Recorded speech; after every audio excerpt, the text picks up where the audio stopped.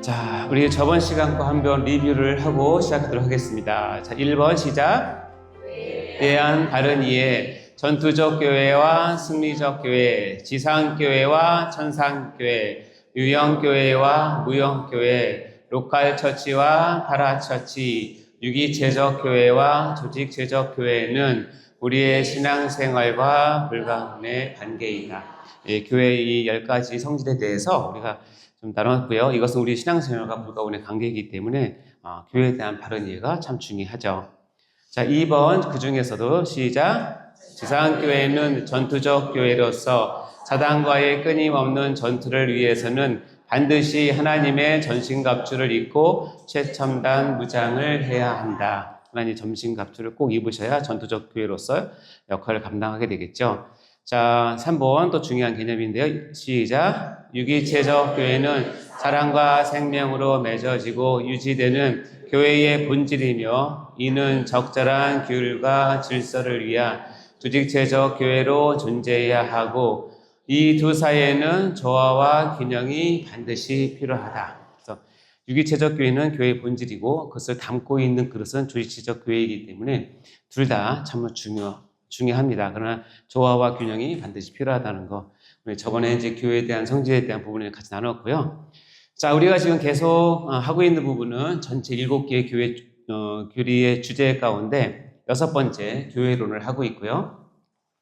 이 교회론은 지금 저희가 8과목을 갖고 하고 있는데 지금 현재 28번째 교회 개념과 활동을 하고 추석 연휴 쉬고 다음 주부터는 또 4번에 걸쳐서 나머지 교회론의 강의를 진행하도록 할 예정입니다. 자, 오늘은 큰 제목으로는 교회 개념 그리고 그로 인한 교회 활동이 무엇인지를 배울 텐데요. 먼저 이제 교회 개념에 대해서 보도록 할까요? 자, 교회 개념은 이겁니다. 우리가 그동안 배웠던 걸 좀 정리하는 의미가 있는데, 교회는 택자들의 모임이다 라는 개념이 있고, 교회는 예수 그리스도의 몸이다 라는 개념이 있고, 마지막으로 교회는 성령의 전이다 라는 개념이 있습니다. 이 세 가지가 다 교회를 제대로 이해하는 가장 핵심적인 개념인데, 요 하나하나를 이제 보도록 하겠습니다. 교회는 택자들의 모임이다 라는 뜻입니다. 자, 고린도전서 1장 2절 말씀 우리 저번 시간에 나왔던 말씀인데요. 한번 읽어볼까요? 시작. 고린도에 있는 하나님의 교회 곧 그리스도 예수 안에서 거룩하여지고 성도라 부르심을 받은 자들과 또 각처에서 우리의 주 곧 그들과 우리의 주 대신 예수 그리스도의 이름을 부르는 모든 자들에게 요 한 구절이 어떻게 보면 교회론 전체를 잘 드러내는 한 구절이에요. 자, 일단은 교회라고 하는 것은 여기 보면 세 가지의 개념, 특질이 있는데 첫 번째는 그리스도 예수에서 거룩하여지고 두 번째는 성도라 부르심을 받은 그리고 예수 그리스도 이름을 부르는 사람들을 모여서 교회라고 얘기를 하는 거예요. 이걸 따로 정리를 해볼까요? 이렇게 됩니다. 이 세 가지가 그리스도 예수에서 거룩하여지고 성도라 부르심을 입고 그러면서 예수 그리스도를 주라고 부르는 모든 자들을 교회라고 얘기를 하고 이거 조금 더 깊이 나가면 이 세 가지는 유형교회의 정의라기보다는 유형교회 안에 담고 있는 하나님만 아시는 참교회 즉 무형교회의 본질이에요. 이게 절대적으로 하나님의 무형교회 안에 속한 참 성도들은 이 세 가지가 반드시 있어야 된다는 뜻이에요. 하나씩 보면 그리스도 예수 안에서 거룩하여 지고예요. 능동태예요? 수동태예요? 그렇죠. 내가 거룩해서 교회에 참여하는 게 아니라 거룩함을 받은 후에 교회에 참여하신다는 뜻이에요. 그러니까 이 거룩하여 지고라는 것은 내가 어떤 행위나 거룩한 행실을 통해서 구원받는 것이 아닌 것처럼 교회의 참 멤버는 내가 어떤 행위를 하고 능력이 있고 자격이 있어서 교회에 들어오는 것이 아니라 절대적으로 하나님께서 그리스도 예수 안에서 거룩하여짐을 허락했을 때 그것을 받고 우리가 교회의 한 멤버가 될 수 있다. 그런 의미죠. 두 번째도 뭐예요? 성도라 부르심을 입어서 성도라 자기가 부르는 거예요? 부르심을 입는 거예요? 이것도 수동태죠. 그러니까 우리끼리 내가 성도라고 얘기하는 건 큰 의미가 없어요. 하나님께서 야 성도라고 나를 불러주신 사람 그래서 그 부르심을 위해서 택정을 받은 사람들이 모임을 교회라고 얘기를 해요. 자, 이 두 가지는 지금 수동태로서 우리가 하나님의 전적인 은혜로 값없이 받는 거예요. 그러나 그것만 있는 것이 아니라 세 번째는 뭐예요? 예수 그리스도를 주라고 부른다. 예수 그리스도를 주라고 부르는 건 능동태예요, 수동태예요? 능동태죠. 이건 누가 부르냐면 내가 불러야 되는 거예요. 우리 사회에서는 예수님을 주라고 부른다고 해서 하등에 여러분에게 불이익이 가거나 나라에서 제지를 한다거나 경찰이 출동한다거나 그런 거 없죠? 예, 이거는 뭐 내가 주라고 부르면 됐죠. 근데 이 당시 이것이 쓰여질 당시는 예수 그리스도를 주라고 부른다라고 하는 것은 단순히 입으로 시인한다 정도가 아니라 무엇을 전제로 하냐면 내가 예수를 주라고 고백함과 동시에 내가 받을 모든 사회적, 경제적, 국가적 불이익을 감안하고 부르는 거예요. 그러니까 뭐냐면 나의 모든 전존재를 걸고 부르는 거예요.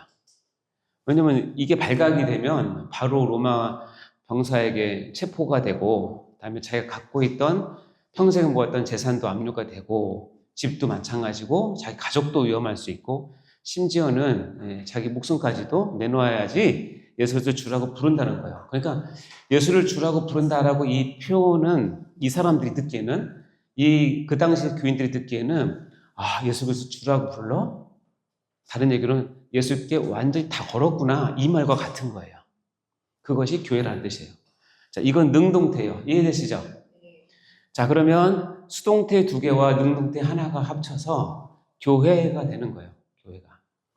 자, 그럼 예수를 주라고 부른다는 것은 우리가 한 번만 더 얘기한다면 이 말이에요. 로마서 10장 10절 시작. 사람이 마음으로 믿어 의에 이르고 입으로 시인하여 구원에 이르느니라. 마음으로 믿어서 의에 이르고 입으로 뭐해서 시인해서 뭘 이룬다? 구원에 이른다. 이것을 설명하려면 실은 10분, 15분 이상을 쭉 해야 되는데 우리가 배운 공식이 있어서 한번 기억나십니까?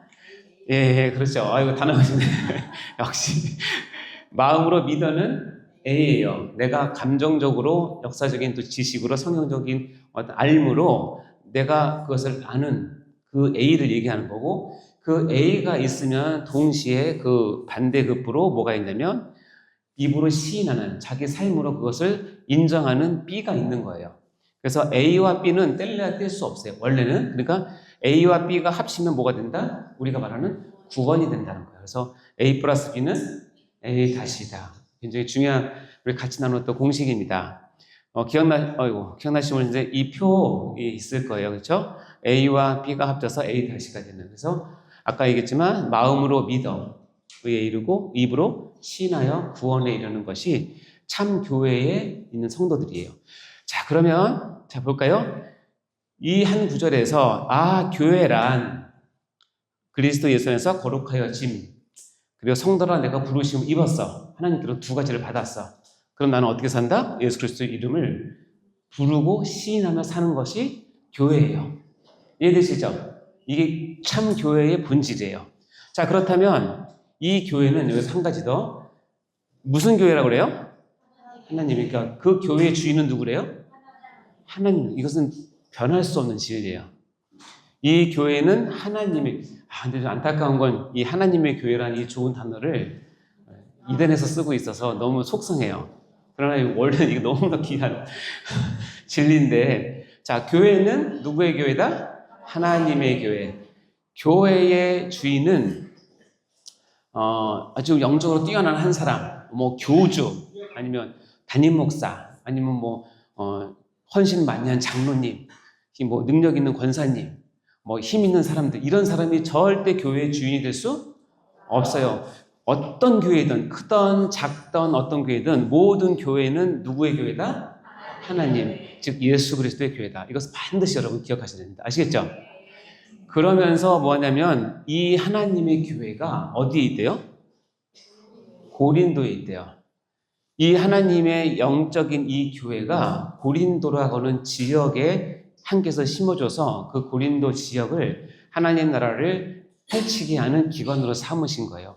이것을 그래서 우리가 얘기했지만 지역교회, 로컬 처치라고 얘기를 하고 이것이 무형교회의 특징이라면 이 무형교회를 고린도 교회에 있는 로컬 처치에 담아서 이건 유형교회죠.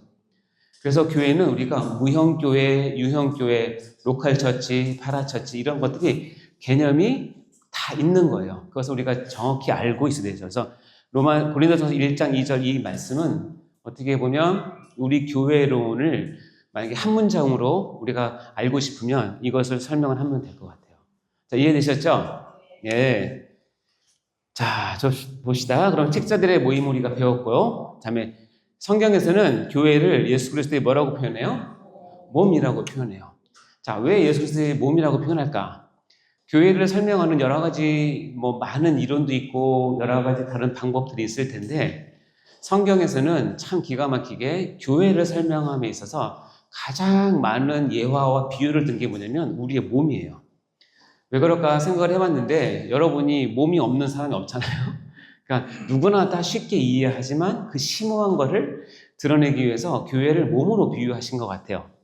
저는 또 의학을 공부했기 때문에 몸에 대해서 관심이 많아요. 그래서 이쪽 부분을 공부할 때마다 참 신기하고 너무 재밌고, 자, 하나님께서 우리 몸 하나에 우주를 담아 놨듯이 이 몸을 교회에 비교함으로써 교회가 얼마나 하나님의 정교한 그 작품인지, 하나님께서 얼마나 관심을 갖고 있는지 보여주는 그런 예가 되는 것 같아요. 자, 여기 보면 에베소 1장 23절 읽어볼까요? 시작. 교회는 그의 몸이니 만물 안에서 만물을 충만하게 하시는 이의 충만합니다. 교회는 그의 뭐래요? 몸이라는 거예요. 교회는 예수 그리스도의 몸이라고 얘기를 하는 거예요. 자, 여러분이 다 몸이 있기 때문에 이해를 하실 겁니다. 여기 보면 예수 그리스도 몸은 우리 몸은 하나예요. 여러분 다 몸이 하나잖아요. 그러나 여러분 몸을 안에 들어가 보면 정말 여러 기관들이 아주 정말 체계적이고 유기적으로 잘 갖춰져 있는데, 한 사람의 몸을 위해서는 심장도 필요하고 폐도 필요하고 위나 장도 필요하고 뇌도 필요하고 귀도 발도 콩팥도 눈도 각각의 장기들이 다 있어요. 그렇죠? 그래서 이 하나하나의 장기가 자기 역할을 해서 완벽한 유기적으로 모였을 때 그것이 한 몸이 되는 거예요. 만약에 여러분의 장기를 다 밖으로 꺼낸 후에 여러분에게 시켜서 여러분의 지금 몸 안에다가 그걸 다시 다 넣으라고 하면 이렇게 컴팩트하게 넣을 사람이 없어요. 못 넣어. 정말 그 불가능한 일이거든요. 근데 하나님은 우리의 이 정확한 이 부피에 이 수많은 장기들을 기가 막히게 넣어놨어요. 그래서 여러 기관이 있지만 한 몸이에요. 그래서 우리가 예를 들어서 자기가 심장이 안 좋으신 분들은 항상 이렇게 생각해요. 나는 심장만 좋으면 다 건강할 거라고 생각을 하잖아요. 맞는 말이에요. 근데 내가 심장병 환자가 되기 위해서 전제 조건이 있는데 뭐냐면, 나는 심장병 환자가 되기 위해서는 내 나머지 폐나 위나 심장이나 뇌나 귀나 발이 다 건강해야 심장병 환자가 되는 거예요. 이 말 이해하세요? 네. 내가 위장병 환자예요. 그래서 위암 환자예요. 그럼 위만 치료하면 될 것 같은데 위암 환자가 되기 위해서는 나머지 기관들이 건강해야 위암 환자가 되는 거예요. 근데 2개, 3개, 4개 기관이 같이 망가지면 그때는 중환자라고 불러요. 그러면 그게 쉽게 치료 못하죠. 중환자실에 가서 특별한 케어를 해야 되죠. 이렇듯이 이 하나하나의 기관이 모여서 유기적으로 모여서 한 몸을 이루는 거예요. 자, 이 개념 이해하셨죠? 이걸 똑같이 적용하면 이겁니다. 예수 그리스도의 몸은 우리 교회도 마찬가지지만 아주 나이 많으신 우리 장로님부터 아주 나이 어린 아이까지, 어린아이부터 청소년, 대학생, 청년들, 중장년층, 노인 할 때까지 골고루 다 있는 것이, 여러 지체를 갖고 있는 것이 한 몸이에요. 따라서 한 몸이 여러 지체를 동시에 다양하게 갖고 있으면서 서로 화합하고 유기할 때 한 몸이 아름다운 것처럼 우리 몸도 똑같다는 거예요. 예를 들어서 내 몸의 간이 아주 잘났어요. 그래서 내 몸의 간이 나만 잘났다고 계속 자기만 복제를 해요. 간세포만 복제를 하면 어떻게 되는지 아세요? 간이 배 밖에 나옵니다.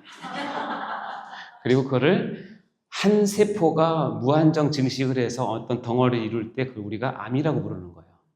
암은 뭐냐면 조화를 깨고 쉽게 하면 나 혼자 잘 먹고 잘 살겠다고 하는 게 암이에요. 그래서 희한하게 암이 덩어리가 있으면 이 암덩어리는 우리 몸의 모든 혈관을 다 끌어모아요. 자기한테 피를 다 갖다 달라고 그래요. 자기가 그걸 다 사용해요.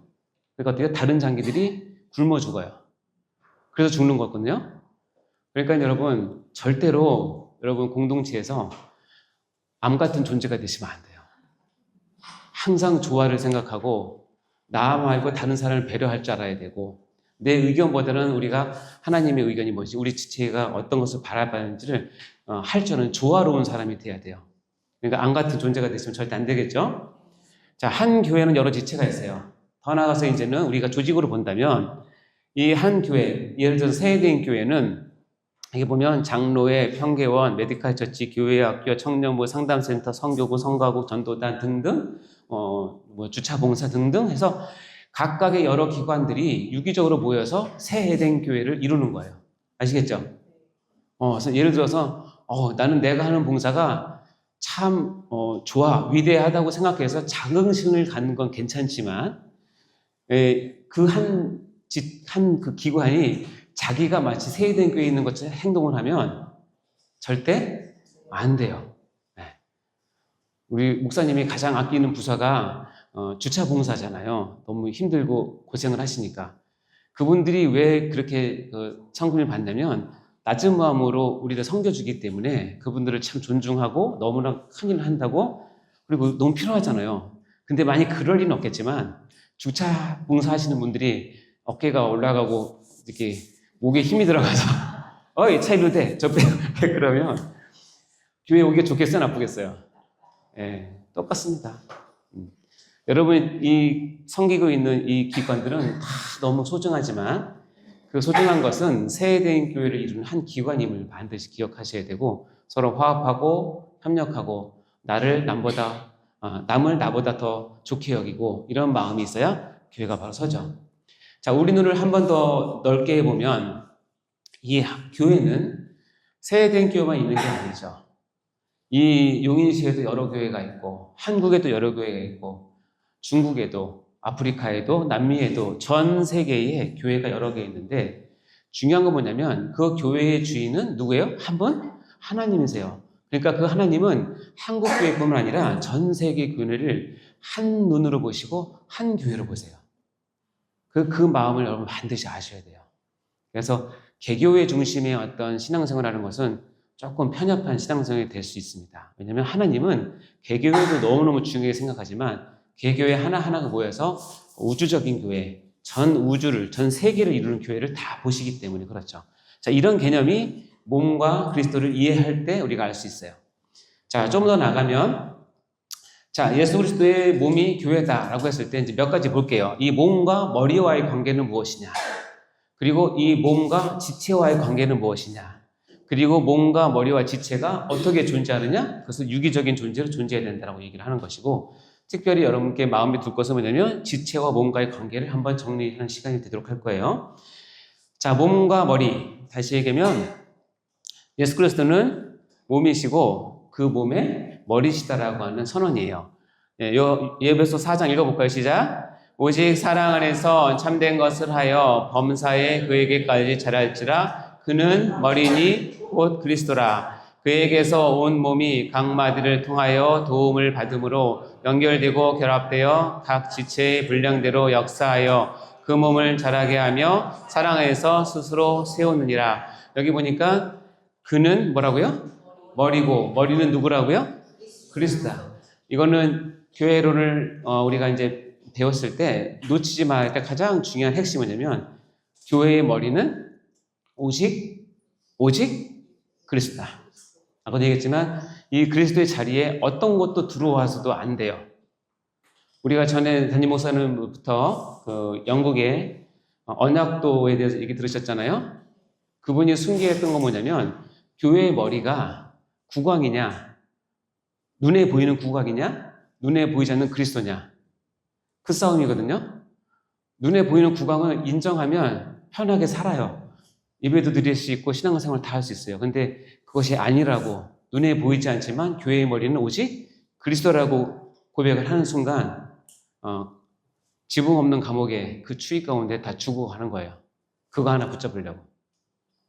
이거는 굉장히 중요한 개념이에요. 교회의 머리는 그리스도다. 아까도 얘기했지만 교회의 특정한 인물이 교회의 주인이 될 수 없다. 나라가 교회의 주인이 될 수 없다. 예를 들어서 중국의 삼자교회는 교회의 머리가 그리스도가 아니라 공산당이에요.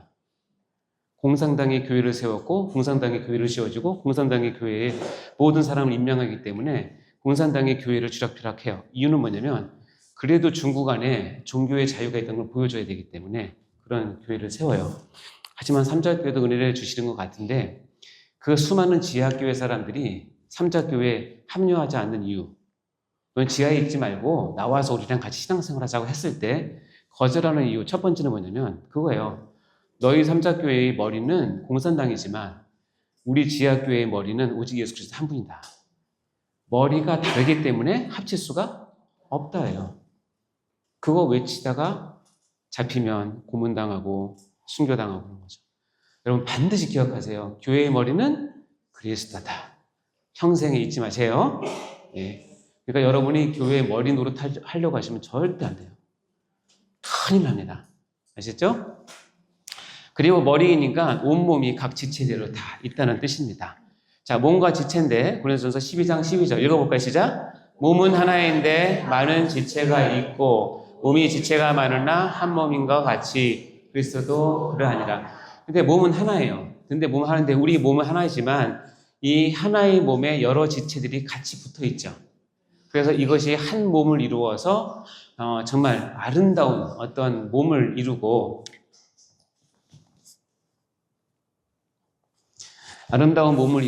그것이 하나하나가 유기적으로 있을 때 진정한 사람이 되는 것처럼 몸은 하나인데 많은 지체가 있다고 얘기를 해요.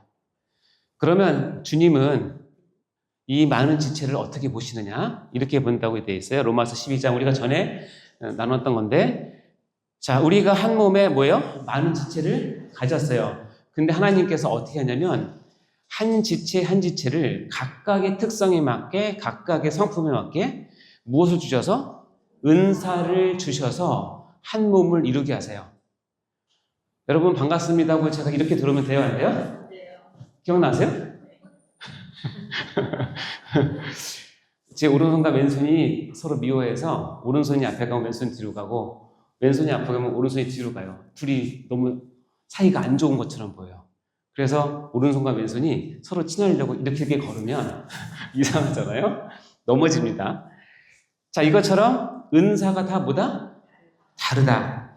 그러면서 이 로마서의 로마 교회에 사도 바울이 7가지의 대표적인 은사들을 적어서 보내요. 예언이면 믿음의 분수대로, 섬기는 일이면 섬기는 일로, 가르치는 자, 위로하는 자, 구제하는 자, 다스리는 자, 긍휼을 베푸는 자. 이 7가지의 은사가 각각 다르다는 것을 예를 들어서 보내요. 그래서 제가 저번에 여긴 팥빙수 갖고 내가 얘기했나요 혹시? 커피 갖고 얘기했나요?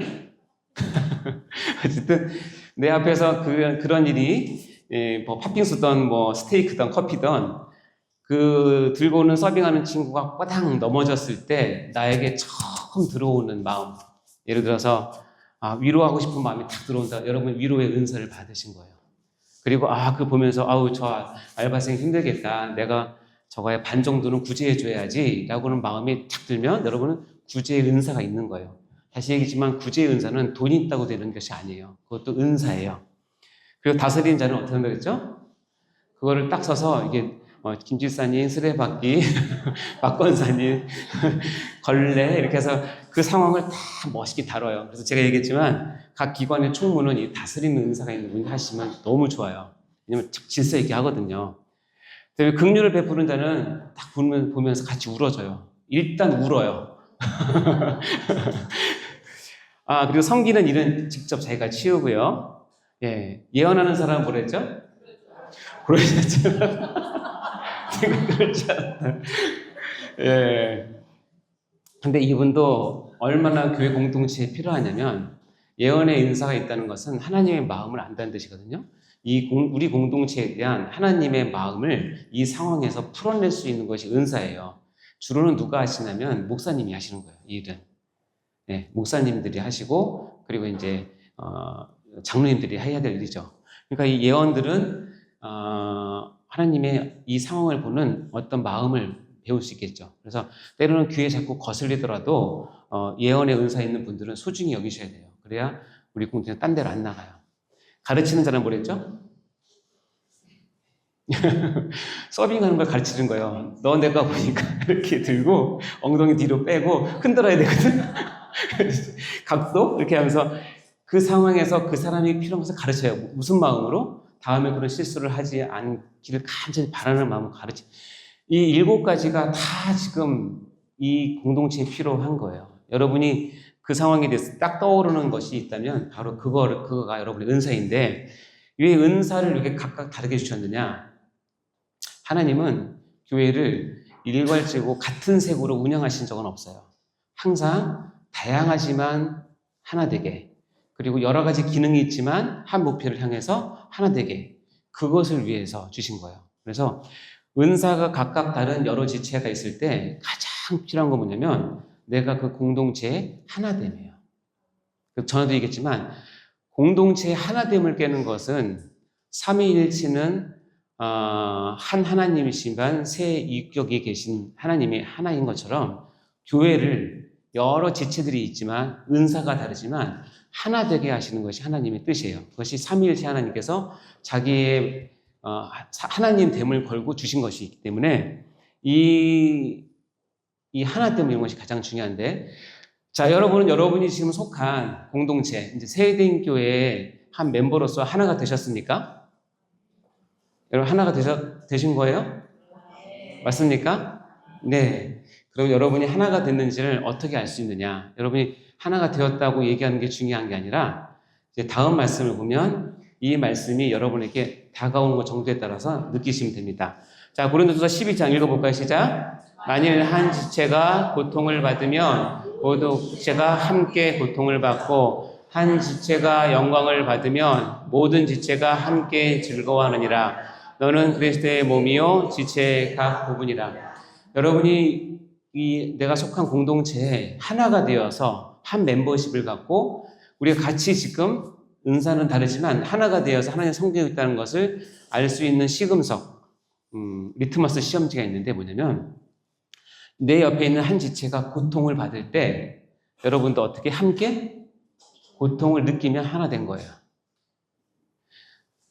여러분이 이제 뭐 부엌이나 이런 거 하시다가 칼에 손을 베어보신 적 있으세요? 여러분 칼에 손을 베어본 적 있죠? 그때 여러분의 몸이 유기적이 아니라 아주 이기적인 몸이면 왼쪽 손가락에 칼을 싹 댔는데 어떻게 되냐면 눈은 모르는 척, 어느 손도 모르는 척, 얘 혼자 피 질질 흘리고 있는데 다른 사람 다 모르는 거예요. 모르겠다. 이거는 여러분이 몸이 유기적이 아니에요. 여러분이 몸이 유기적이고 하나 됐다는 건 뭐냐면 딱 되는 순간에 어떻게 해요? 일단 입에서 악 소리가 나고 눈에서 눈물이 찔끔 나고 오른손은 가서 바로 잡아서 지혈시키고 그리고 머릿속에는 반창고 어딨나 소독제 어딨나 생각을 하고 그리고 발이 거기 가서 그걸 찾아서 하고 이런 한 지체가 고통을 딱 받을 때 일사불란하게 하나의 목적과 하나를 향해서 이 아픔을 같이 느끼면서 움직일 때 내 몸은 제대로 된 유기체적 몸이에요. 이해되시죠? 여러분 한센시병, 문둥병이 왜 무서우냐면 감각이 없는 거예요. 문둥병 환자, 한센시 환자가 쓴 시 가운데 그게 있는데 아침에 일어나서 양말을 벗어보니 양말 안에 내 발가락이 있다는 얘기가 있어요. 발가락이 떨어져도 뜨거운 발에 발바닥이 떨어져도 모르는 거예요. 왜냐면 신경이 죽어서. 그게 굉장히 무서운 병이잖아요. 여러분이 속한 교회에 내가 참 멤버다라고 했을 때 내 옆에 있는 지체가 어떤 이유에든 고통을 당하면 자연스럽게 고통이 느껴질 때 내가 참 이 교회를 이 공동체를 사랑하고 내가 하나구나 하는 걸 느끼는 거예요. 아멘?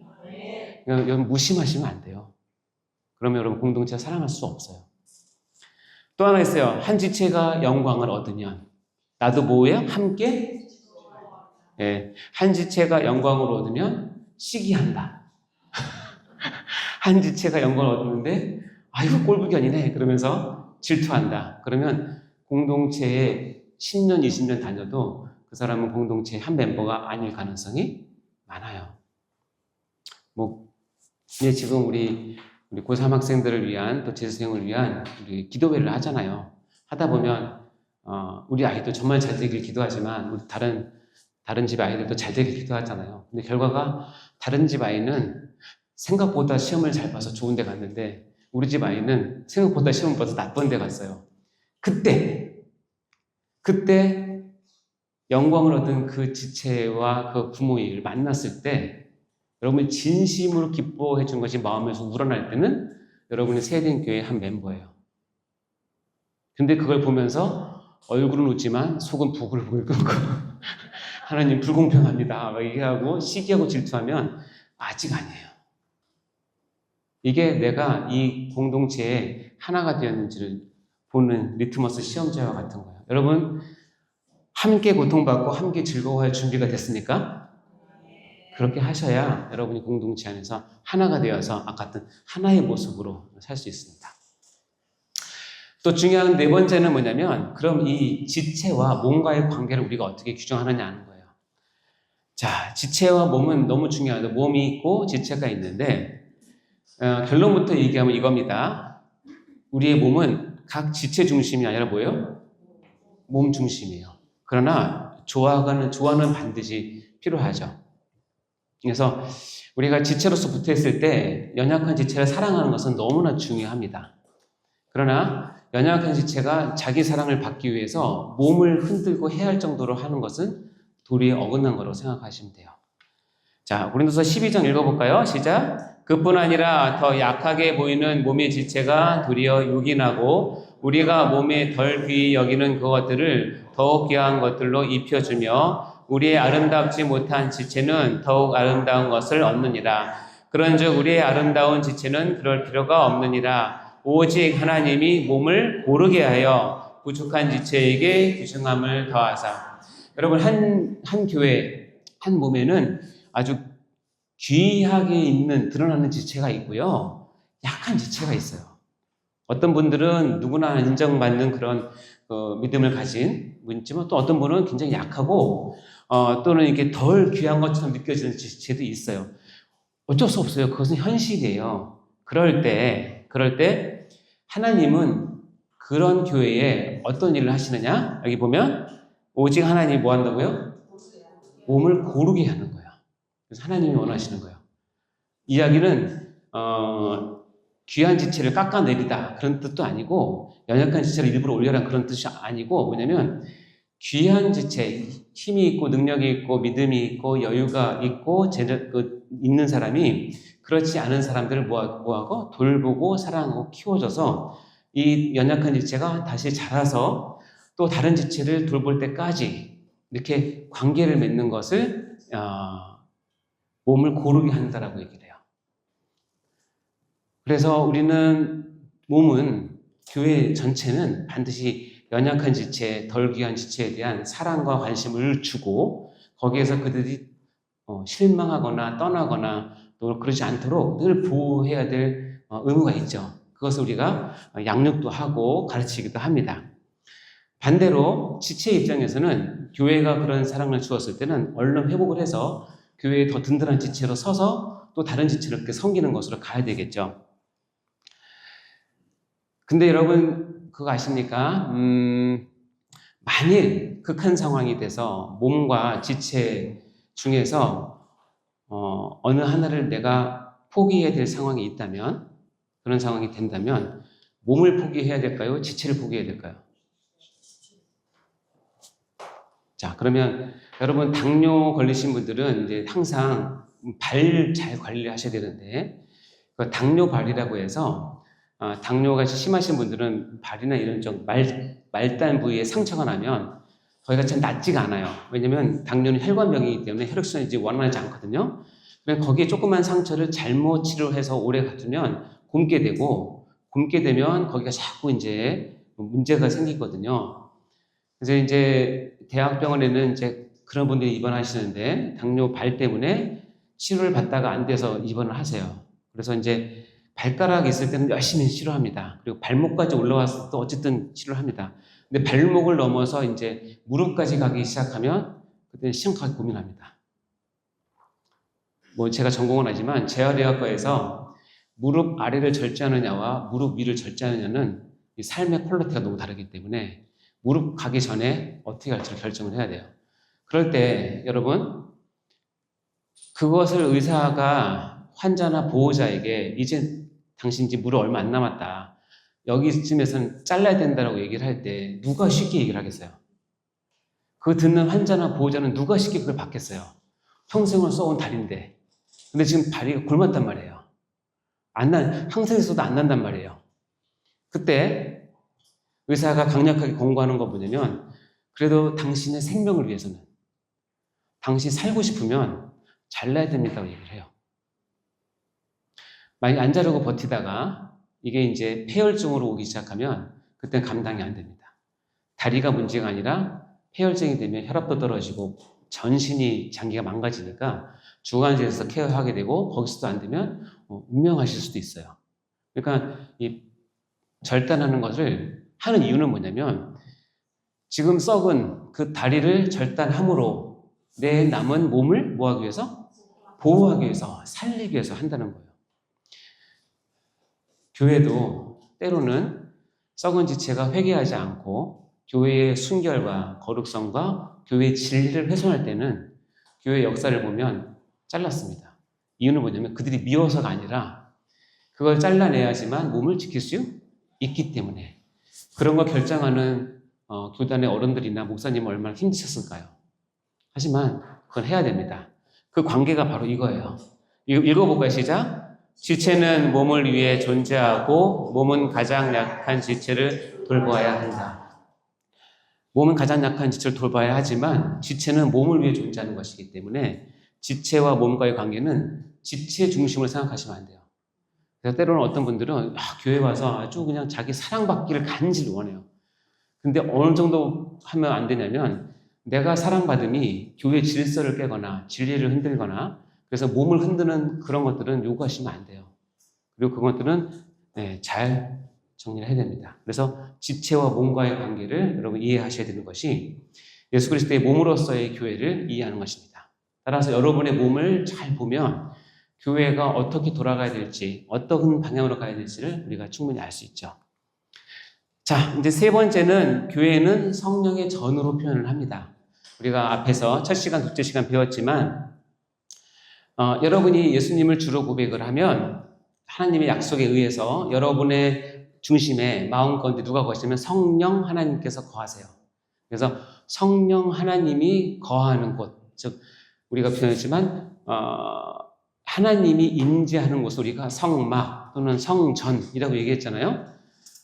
여러분, 한 사람이 이제는 예수를 주로 고백을 하고 은혜를 받고 여러분 안에 성령이 거하면 여러분은 당연히 뭐가 되면 너희가 하나님의 성전이 되는 거예요. 여러분, 한 사람 한 사람이 하나님의 뭐다? 성전이다. 그리고 한 사람 한 사람 모인 성전들이 모인 다수의 성전들을 또 성전이라고 얘기했는데, 그럼 자꾸 헷갈리니까 하나님께서 기가 막힌 단어를 하나 주셨는데, 그게 뭐예요? 성전 하나하나가 모인 큰 성전을 교회라고 얘기를 하는 거예요. 그리고 재밌는 거 뭐냐면 그 교회 안에는 하나님의 성령이 너희 안에, 그 교회 안에 거하시겠다는 거예요. 따라서 교회는 하나님, 특히 성령 하나님을 모시고 임재하는 가운데 모인 것이 교회이다라는 것을 반드시 아셔야 됩니다. 아시겠죠? 그래서 디모데서 1장 14절에 보면 이런 말씀이 있습니다. 읽어볼까요? 시작. 우리 안에 거하시는 성령으로 말미암아 내게 부탁한 아름다운 것을 지키라. 우리 안에 지금 성령님께서 거하세요. 성령님은 우리 눈에 보이진 않으세요. 그러나 이 말씀에 의하면 여러분이 하나의 성전으로 이 자리에 있으면 이렇게 모여서 하나님의 말씀을 배울 때 이 가운데 누가 충만히 거하시냐면 성령 하나님께서 이 자리에 여러분 충만히 거하시는 거예요. 그래서 여러분 한 사람 한 사람에게도 은혜를 주지만 우리 전체에도 은혜를 주고 우리에게 이걸 강의를 통해서 하나님을 더 알게 되는 깨달음도 허락해 주시는 것입니다. 그래서 이 너희 안에 거하시는 성령으로 말미암아 내게 부탁한 아름다운 것을 지키는 것, 이것이 교회의 일이겠죠. 자, 이상으로 교회의 개념에 대해서 우리가 세 가지를 통해서 한번 정리를 해봤습니다. 우리가 앞에 배웠던 걸 정리하는 개념이고, 자, 그러면 이런 교회는 어떤 활동을 해야 되느냐에 대한 후반부를 보도록 하겠습니다. 교회는 활동을 합니다. 교회는 죽어있는 교회가 아니라 앉아있는 교회도 아니고 활동, 행동을 하죠. 액션을 합니다. 참 세월의 차이가 느끼는데 이런 편히 쉬시라고 옛날에 그 연예인 강호동이 무릎팍도사라는 거 아세요? 여러분 나이면 다 아실 거예요. 그때 나왔던 뭐예요? 액션 이러죠. 그때 제가 이걸 하면 다 웃었어요.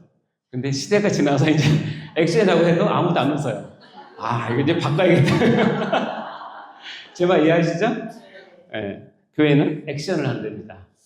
그래서 이 액션, 활동은 뭐냐면 심리학적으로나 어떤 그 정신적으로 마찬가지지만 모든 활동, 모든 행동은 어디서 나오냐면 그 사람이 갖고 있는 기대에서 나와요. 기대에서. 이게 무슨 말이냐? 여러분이 이 자리에 나온 것도 실은 어떤 기대를 갖고 나오신 거예요. 기대. 야, 여기 가면 지금 교회를 배우는데 야, 교회가 뭔지 참 궁금하다. 알고 싶은 기대가 있는 거예요. 여러분이 집에 이제 밤늦게 들어갔는데 너무 배고파요. 너무 배고픈 상황 가운데서 여러분이 어떤 배고픔을 해결하기 위한 행동을 합니다. 그게 뭐예요? 냉장고를 엽니다. 냉장고를 열 때 행동의 기대는 뭐예요? 내가 먹을 것을 얻기 위해서. 그때 아무것도 없을 때 그 좌절감 아시죠? 얼음이나 먹을까? 뭐 이런 거죠. 뭐 여러분이 뭐 길 가다가 아니면 뭐 귀경길 하다가 도로상에서 막 했는데 신호가 왔다. 여러분 눈은 계속 뭘 보죠? 화장실을 찾죠. 그 찾는 행동을 왜 하십니까? 이것을 해결하기 위한 기대를 가지고 찾는 거죠. 그러니까 우리가 행동을 하나 할 때 어떤 경우도 기대 없이 하는 경우는 없어요. 이건 인간 심리예요.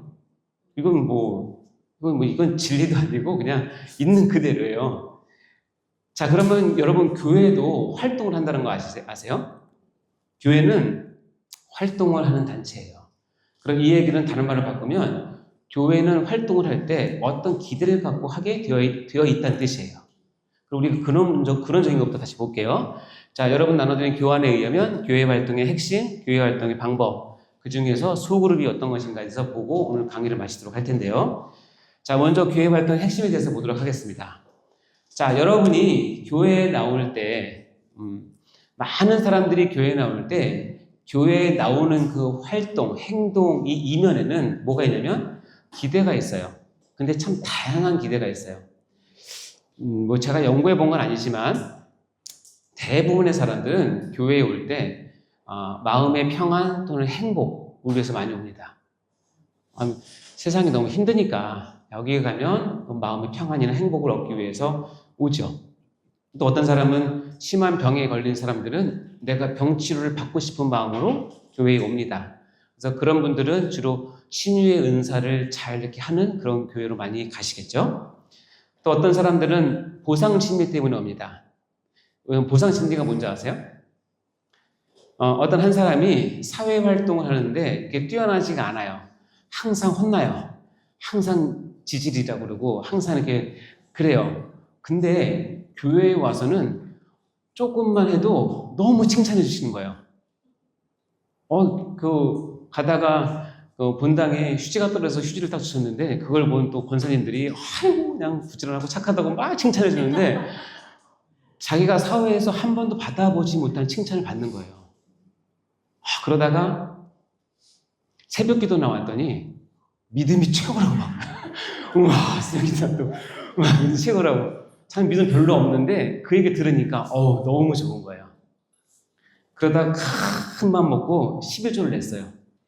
근데 담임 목사님이 아이고 장로감이라고 권사감이라고 막 세워주시니까 그 기쁨이 엄청 좋은 거예요. 그게 나쁘다는 뜻은 아닙니다. 그런 보상 심리가 왜 없겠어요? 그런 적당한 보상을 하고 그런 건 중요한데 보상 심리만을 위해서 교회에 나왔을 때 문제는 뭐냐면 보상 심리를 내가 적당히 받고 활동할 때는 큰 문제는 없어요. 근데 내가 더 이상 이 보상 심리를 받을 수 없는 상황이 됐을 때 나는 더 이상 이 교회에서 내 그것을 충족할 수 없을 때 보상 심리 때문에 그것만 갖고 나온 사람은 그것이 좌절될 때 뒤도 안 돌아보고 교회를 나갑니다. 나갈 때 그냥 나가지 않아요. 욕하고 사랑 없다고 그러고 나를 홀대했다고 그러고 아주 저주를 품어 나갑니다. 왜냐하면 보상 심리가 단절됐기 때문에. 자, 그 사람이 지금 교회에 나온 이유가 예수님의 사랑과 복음 때문이 아니라 내가 사회에서 받지 못했던 그걸 받고 싶어서 나온 거예요. 그러니까 그런 사람들을 빨리 찾으면 여러분 그 사람들 데리고 빨리 예수님 앞으로 가셔야 돼요. 우리가 교회에 나온 이유는 보상 심리만을 위한 것이 아니다. 물론 해줄 수 있다. 그러나 거기에 머물면 그것이 좌절됐을 때 우리 인간은 언제든지 그것을 버리고 배반하고 갈 수 있기 때문에 그래요. 또 동병상련도 있어요. 동병상련. 왜냐면 내가 이런 일을 당했는데 이런 일을 당한 사람이 교회에 가니까 있더라. 그 사람들과 만나서 위로받고 얘기하고 하는 것이 자기가 큰 위로가 되기 때문에 오시는 분도 있고요. 또 직업상 오시는 분도 있는데 이것은 제가 좀 너무 조심스러운데 그래도 여러분 알려드려야 될 것은 뭐냐면 이 직업상이라고 하는 것은 내가 정확히 얘기하면 사업을 할 목적으로 교회에 오시는 분들이 많아요. 뭐 비공식적이지만 저도 그냥 들은 얘기지만 우리 교회만 해도 새로 등록하시는 분의 반 이상은 이런 이유가 많이 있다라고 얘기를 하세요. 저는 그분들을 비난할 생각은 없습니다. 왜냐하면 직업에는 귀천이 없으니까. 그러나 내가 갖고 있는 직업보다 더 귀한 게 뭐냐면 하나님의 교회예요. 그리고 그 교회에 옴에 있어서 내 직업을 통해서 내가 어떤 재물적인 이득을 취하려고 오면 그것만큼 불쌍한 사람 없어요. 여러분 절대 그러시면 안 됩니다. 그래서 이분들의 특징은 뭐냐면 절대로 작은 교회 가지 않습니다. 왜냐면 고객층이 없기 때문에. 큰 교회 옵니다. 그리고 이분들은 처음에 오면 너무 적극적으로 우리 모임 안으로 들어옵니다. 왜냐면 교회를 사랑해서가 아니라 빨리 영업해야 되니까. 제가 너무 적나라한가요? 저는 그렇게 해서 만약에 누가 그걸 듣고 해주더라도 그분이 설교 말씀이나 이런 것을 통해서 정말 예수를 만나게 되면 이제 제가 갖고 왔던 그것이 얼마나 하찮은 것을 깨닫게 되거든요. 그래서 내가 교회를 위해서 무엇을 해야 될 것과 하지 말아야 될 것, 넘지 말아야 될 선들을 이제 알게 됩니다. 그러면 지키죠. 근데 그것을 모르고 정말 직업상 목적으로 오면 그분들은 물불을 안 가리고 하기 때문에 나중에 큰 교회의 혼란과 질서가 깨지는 부작용을 일으키게 돼요. 여러분, 하나님의 교회를 흔들고 깨고 분란 일으키는 것은 여러분이 보시기에는 별거 아닌 것 같죠? 하나님께서 보시기에는 제일 크게 다루는 잘못이에요. 어쩌면 죄예요. 왜냐하면 내 몸을 그렇게 했다는 거죠. 따라서 직업상 올 수도 있죠. 저도 직업이 있고 저도 저희 병원에 여러분이 오시잖아요. 근데 제가 제 병원에 영업을 해서 오는 건 아니잖아요.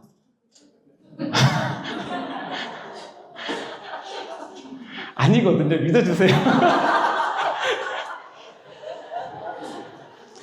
저는 오히려 섬기려고 하는데 물론 오셔서 많이 해주셔서 감사합니다. 근데 이 직업상은 제가 최근에 많이 느끼게 되었고 그리고 제가 전에 한번 요한계시록의 7교회를 이제 설교를 할 때 놀랍게 7교회 안에 이 직업상 왔던 사람들이 문제를 일으킨 지적을 하는 구절들이 많이 나와요. 예나 지금이나 똑같습니다. 그러니까 여러분 이 부분은 여러분 잘 하셔야 되고 직업의 규칙은 없지만 교회에서의 질서와 한계가 있다는 것은 반드시 아셔야 되고 내가 돈을 얻는 것보다 더 중요한 건 뭐냐면 내가 하나님의 성도로서 교회를 이루고 안에 멤버십을 갖고 그들을 섬기고 사랑하는 것이 우선이라는 사실을 꼭 기억하시기 바랍니다. 또 축복받기 위해서 오시는 분들 많죠? 예, 너무 축복 주는 데가 없으니까. 제 친한 친구는 제가 어렸을 때 그랬거든요. 이 친구는 설교 시간에 나가요, 밖에. 너무 졸리다고. 그리고 꼭 들어오는 시간이 있어요. 축도 시간에 들어와요. 너 왜 그러냐 그랬더니 야 복음 받아야지. 왜 그래? 엄마가 꼭 축도를 받으랬어. 축복받기 위해서. 축복이 나쁘다는 뜻이 아니라 축복이 메인이 되면 여기 교회는 축복이 별로 없나 보다 하면 바로 떠납니다. 또래 집단 모임. 나는 축구를 좋아하는데 축구 성격 잘 돼 있고, 나는 그래서 뭐 꽃꽂이를 좋아하는데 꽃꽂이 잘 돼 있고, 그래서 어떤 취미 활동을 하는 그룹이 있으니까 오시는 분들이 있죠. 그것이 뭐 나쁜 건 아니에요. 그걸 통해서 신앙을 키우면 되는데 거기에 올인하면 안 되죠. 또 청년들은 결혼 때문에 옵니다. 제가 처음에 갔을 때는 이걸 막 뭐라고 그랬는데 이제 그렇지 않습니다. 결혼 때문에 와서 좋다 와라. 와서 잘 해라. 그래서 어떤 한 청년이 결혼을 목적으로 교회에 왔어요. 등록을 했어요. 그 사람도 그냥 안 옵니다. 여기에 대략 청년들이 몇 명인지 하고 이성이 몇 명인지 다 파악을 하고, 또 중요한 건 뭐냐면 물이 좋다는 얘기를 꼭 들어야 돼요. 그래서 딱 예배 시간에 앉아요. 목사님은 설교를 해요. 자, 그 청년의 시선은 말씀을 선포하시는 목사님께 갈까요? 아니면 그 주위를 살필까요? 왜 살피죠? 찾아야 되니까. 그 기대 갖고 왔으니까. 그래서 축복합니다. 그래서 꼭 찾아서 교회에서 결혼하시고 교회에 정착하시고 이제 신자 되시면 되는데, 이런 목적 때문에 오는 분도 있고요. 또 성경 배우기 위해서 오시는 분도 많죠. 이런 사람 좀 신뢰한 것 같은데, 이 사람들이 교회를 선택할 때 기준은 뭐냐면 주보를 보고 성경 공부만이 뭐 있나 확인을 하고 내가 필요한 것이 있으면 등록을 하고 바로 갑니다. 이 갈망 때문에. 하여튼 이런저런 것들이 많이 있죠. 실제적이죠, 되게. 근데 제일 많은 건 뭐냐면 기대 없이 오는 사람이 많아요. 아무 기대 없어요. 일요일 되니까 눈 뜨고, 주일 되니까 눈 뜨고, 만약에 교회에 안 가면 부모님께 박해를 받기 때문에 교회를 가고, 남편 같은 경우에는 아내 잔소리 듣기 싫으니까 나가주고, 뭐 이런 사람들이 많죠. 전혀 기대 안 해요. 그리고 다른 사람 나한테 기대 가지면 부담스러워해요. 그러지 말라고. 난 그냥 온 거라고 얘기를 하죠. 어쨌든 이게 지금 우리 현실이거든요. 이런 현실. 이걸 종합적으로 얘기하면 뭐냐면 각자 자기의 뭘 위해서? 이익을 위해서 와요. 우리가 초대교회 제가 설명했지만 초대교회 사람들이 교회 멤버십을 가질 때는 자기 모든 것을 걸어야 온 거에 비해서 2000년이 지난 지금은 다 자기의 이익과 기대를 가지고 옵니다. 이 현상은 지금뿐만 아니라 옛날부터 있었는데 에스겔서에 보면 이렇게 되어 있어요. 제가 풀어서 얘기해 드릴게요. 인자야, 이 인자는 누구냐면 에스겔이에요. 하나님께서 이스라엘 백성들한테 너무 실망하셨어요. 가르쳐도 안 되니까 에스겔이 이렇게 에스겔 세워놓고 하나님께서 갖고 있는 마음을 토로하시는 거예요. 뭐라고 하냐면 인자야, 에스겔아, 내 민족이 누구예요? 이스라엘. 내 민족이 담곁에서와 진문에서 너에 대해서 말하며 각각 그 형제와 더불어 말하여 이르기를.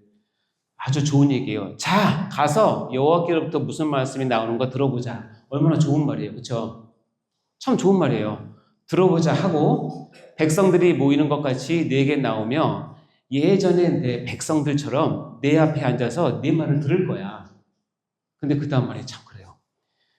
내 말을 듣지만 그대로 행하지는 않나요. 걔네들은 그런 애들이 아니야. 말은 듣지만 절대로 그대로 행하지는 않아. 이유가 뭔지 아니?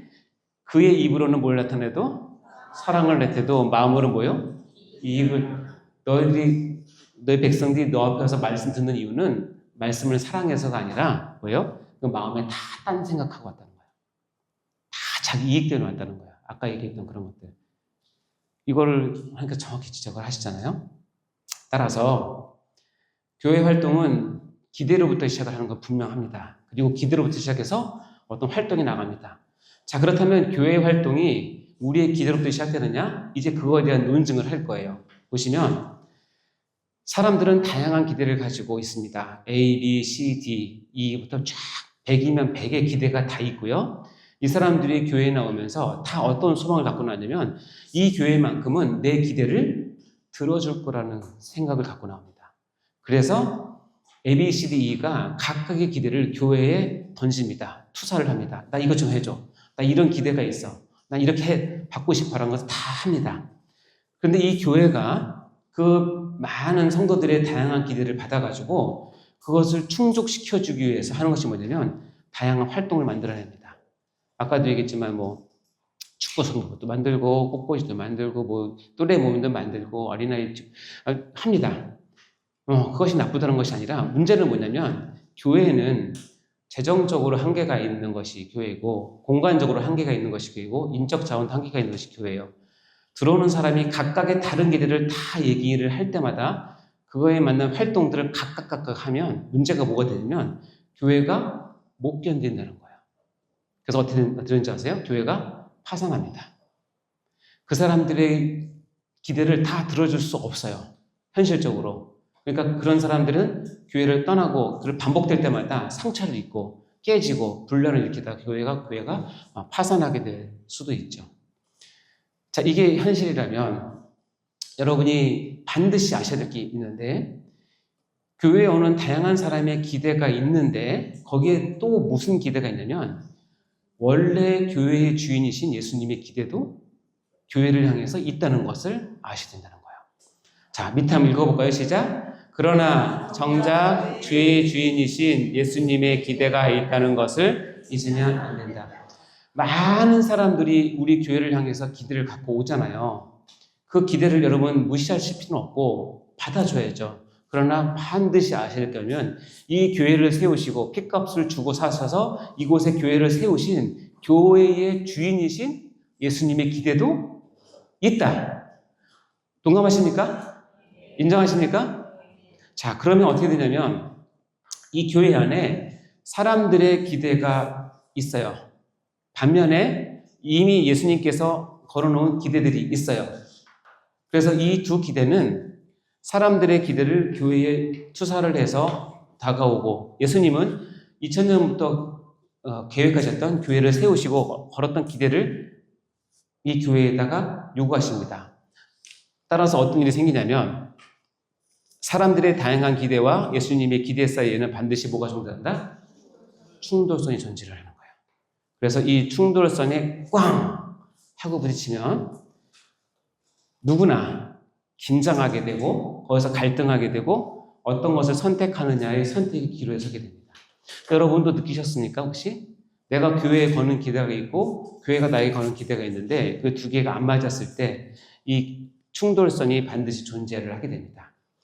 자, 여기서 예수님의 기대가 사람들의 기대를 넘어서 아니면 예수님께서 설득시키든지 아니면 어떻게 해서든지 예수님의 기대가 사람들의 기대를 넘어서 예수님의 기대가 교회가 펼쳐질 때 그것을 참교회라고 얘기를 하고 그리스도인이라고 얘기를 합니다. 반대로 사람들의 기대가 예수님의 기대를 누르고 자기들의 기대를 교회에 표출해서 그렇게 교회를 꾸려가면 참교회가 아니고 이것을 비그리스도인이라고 얘기합니다. 이 두 가지는 계속 굉장히 중요한 것이겠죠? 자, 이제부터 이것을 이해하셨으면 예를 들어 보겠습니다. 요한복음 6장에 보면 여러분이 잘 아는 말씀이 있어요. 오병이어의 기적이에요. 여기 보면 보리떡 5개로 남은 조각이 12바구니 찼어요. 장정만 5,000명이고 아이들 노르인까지 여성까지 하면 15,000 정도 될 텐데 그 사람들이 이 예수의 행하신 이 표적을 보고 말하되 여기서 표적이라고 표현한 이유는 뭐냐면 예수님께서 오병이어의 기적을 행했을 때는 표적이에요. 단순한 기적이 아니라 표적은 뭐냐면 이 일을 통해서 너희들이 나를 그리스도로 알아줬으면 좋겠다라고 하는 의도가 담긴 기적을 표적이라고 얘기해요. 이 표적을 보고 그 사람들이 뭐라고 얘기하냐면 이는 참으로 세상에 오실 그 선지자라. 여기까지 맞아요. 근데 뭐냐면 예수께서 그들이 와서 자기를 억지로 붙들어 뭘 삼으는 줄 아시고 임금 삼으려는 거를 아셨어요. 다시 얘기하면 이 표적을 보고 이 사람들은 생각하는 거예요. 야, 내가 이제 떡을 마음껏 먹을 수 있구나. 경제적으로 내가 해결을 할 수 있구나. 좀 더 하면 우리가 나라를 이루면 로마도 쫓아내고 독립할 수 있겠구나 하고 계산이 쓴 거예요. 그래서 이 사람들이 어떻게 행동을 하냐면 예수를 잡아서 뭘로? 임금 삼으려고 하는 거예요. 자, 같은 사건을 가지고 사람들의 기대가 확 표출됐어요. 야, 저분이다. 저분만 있으면, 저분을 왕으로 세우면 우리가 잘 살 수 있고 독립할 수 있고 우리가 정말로 원했던 그런 이스라엘을 이룰 수 있겠구나 하는 기대를 가지고 왔어요. 근데 예수님의 기도는 뭐예요? 표적이었어요. 그것을 통해서 너희들이 나는 하나님이 보내신 그 메시아 그리스도라는 것을 알아줬으면 좋겠다는 기대가 왔어요. 그래서 두 개의 기대가 꽝 부딪혔어요. 그렇죠? 꽝 부딪혔는데 지금 누가 이겼어요? 사람들의 기대가 이겼어요? 예수님의 기대가 이겼어요? 사람들의 기대가 이겼죠? 어떻게 보면 알 수 있어요? 그렇죠? 그렇죠. 예수님이 혼자 산으로 눈물을 흘리면서 가시는 거예요. 쟤네들이 내 마음을 정말 몰라주는구나. 내 기대가 뭔지를 몰라주는구나 하고 이 자리를 피하시는 거예요.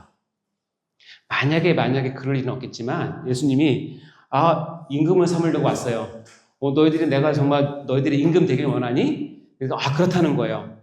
그래서 댓글을 딱 보니까 댓글이 10,000개 올라와 있는데 댓글 10,000개가 전부 다 예수님 우리 왕이 되어주세요. 뭐 찬양합니다. 내가 끝까지 충성했으면 댓글이 쫙 있어요. 한 10,000개 정도. 그 예수님이 마음이 흔들렸어요. 그래서 예수님이 그래 내가 너희들이 임금이 되어줄게 하고 임금이 되었으면 아마 30-40년은 이스라엘이 독립해서 잘 살았을 거예요. 그렇죠? 근데 뭐가 없는 줄 아세요? 2025년 저와 여러분의 구원은 없는 거예요.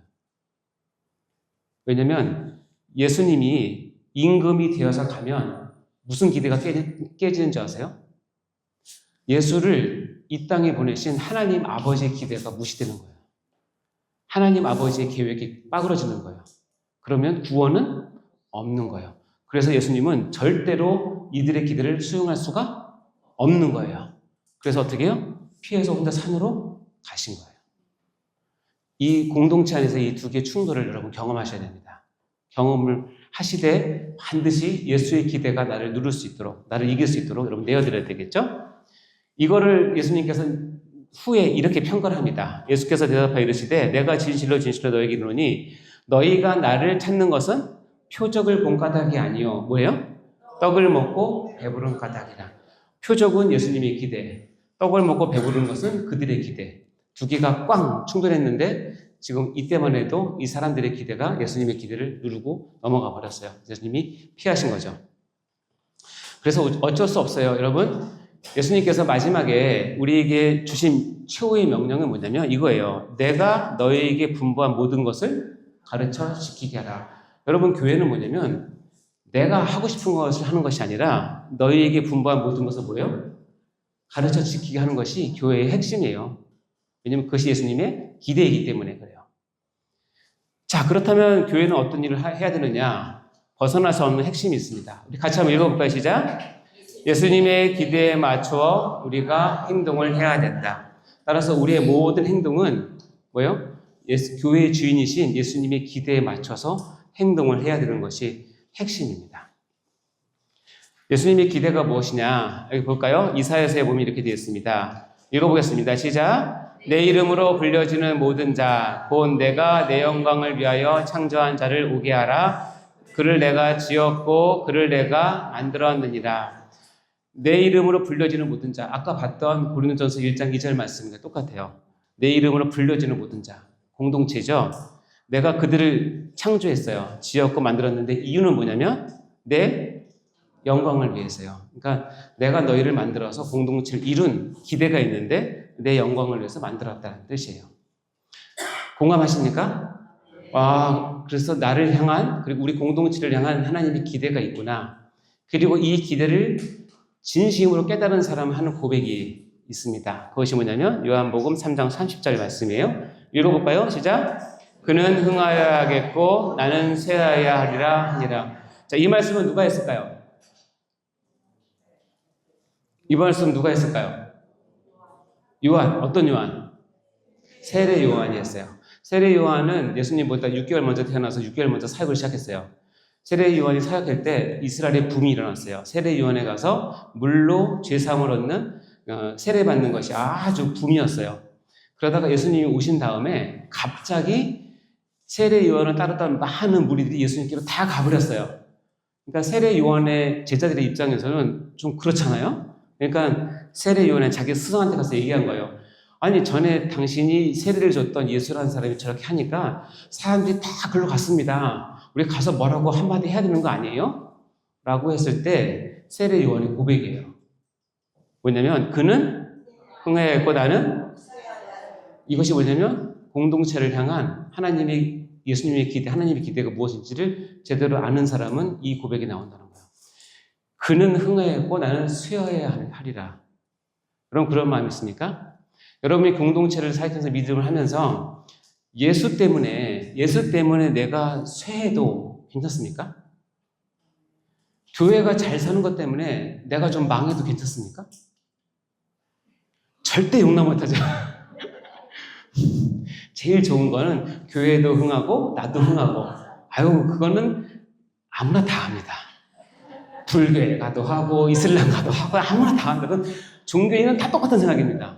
그러나 거기에 멈추는 게 아니라 나를 구원하신 예수님 그리고 나를 교회로 부르신 그 교회 주인신 예수님이 때로는 교회가 흥하게 하기 위해서 때로는 내가 너를 쇠하게 둔다라고 할 때 아멘 주여 제가 감당했습니다 라고 하는 것이 아까 얘기했지만 교회를 향한 예수님의 기대를 내가 받아들이는 거예요.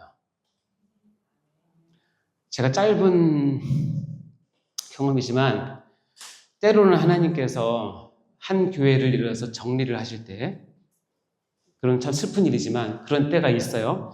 정리를 하실 때 한 교회가 아름답고 잘 정리되도록 하기 위해서 어떤 직분자를 세워요. 그런 그 장로님은 자기 사역이 뭐냐면 이 교회가 망해가는 거를 잘 보필하는 게 지금 사역이에요. 여러분 그분은 얼굴이 어떨까요? 매주 나가면 환자가 환자가 아니죠. 매주 가면 성도들이 줄어. 근데 그걸 내가 알아. 이제 교회를 하나님께서 정리하시는구나. 그 사역을 받고 몇 년 동안 그것을 보필을 한다면 여러분 부흥하는 교회에서 매주 갔는데 막 성도들이 10명, 20명, 30명 오는 그 교회 사용한 장로님은 얼마나 기분이 좋겠어요. 그냥 얼굴이 막 그렇지 않겠어요? 좋죠. 그러나 하나님께서 그 교회를 아름답게 망하기 위해서 세운 사역자는 얼마나 힘들겠어요. 하지만 그것을 아멘 하고 거듭 내가 내 인생의 상당 부분을 거기에 투자를 해요. 여러분 선교사들이 그래요. 선교사들이 부흥하는 선교지에 가면 얼마나 좋아요. 평생에 뭐예요? 10년, 20년 해도 10명 안팎의 전도를 할 수밖에 없는 그런 이슬람권 이런 데 가서 평생 하시는 분도 있거든요. 근데 하나님 나라 입장에서 보면 꼭 필요한 거예요. 여러분, 그는 흥하였고 나는 쇠하리라. 여러분이 고백이 되시기 바라고 제발 예수는 망해도 나는 흥해야 될 거라고 생각하는 그런 마음은 절대 버리시기 바라요. 그거는 신앙인이 아니에요. 따라서 교회의 기대에 맞춰서 우리가 행동을 해야 된다는 사실을 반드시 기억하셔야 됩니다. 그래서 사도 바울의 고백을 들어보세요. 얼마나 기가 막힌 고백인지. 골로새 1장 24절 시작. 나는 이제 너희를 위하여 받는 괴로움을 기뻐하고 그리스도의 남은 고난을 그의 몸대인 교회를 위하여 내 육체에 채우노라. 여러분 고통을 자기 육체에 채우는 것만큼 힘든 일은 없습니다. 사서 고생하는 거거든요.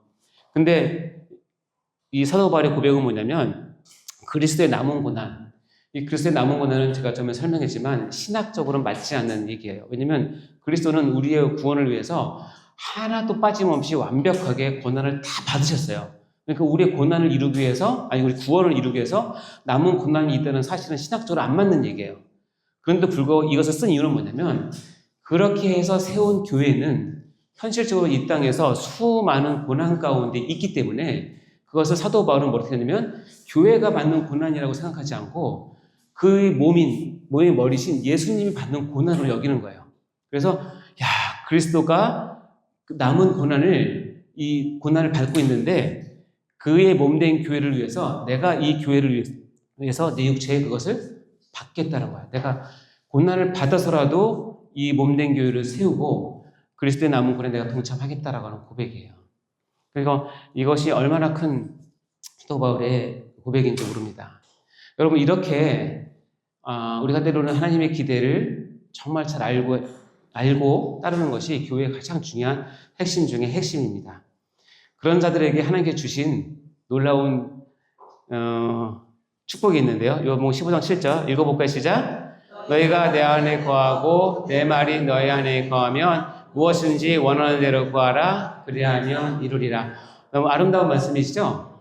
여러분이 다 아는 거 무엇인지 원하는 대로 구하라. 그리하면 이루리라. 앞에 건 안 읽고 이거 두 개만 딱 잡고 하나님 무엇인지 원하는 대로 구하라면서요. 그래서 근데 이렇게 무엇인지 원하는 대로 구하세요. 그러면 다 이룰 거예요. 근데 전제 조건 앞에 조건이 뭐냐면 너희가 내 안에 거하고 내 말이 너희 안에 거하면 다시 얘기하면 네가 사는 목적, 삶을 공동체에 있는 목적이 예수 그리스도의 기대를 받아들이고 그래서 세례 요한처럼 예수님은 흥하고 나는 쇠하더라도 괜찮습니다. It's okay. 언제든지 받을 수 있습니다.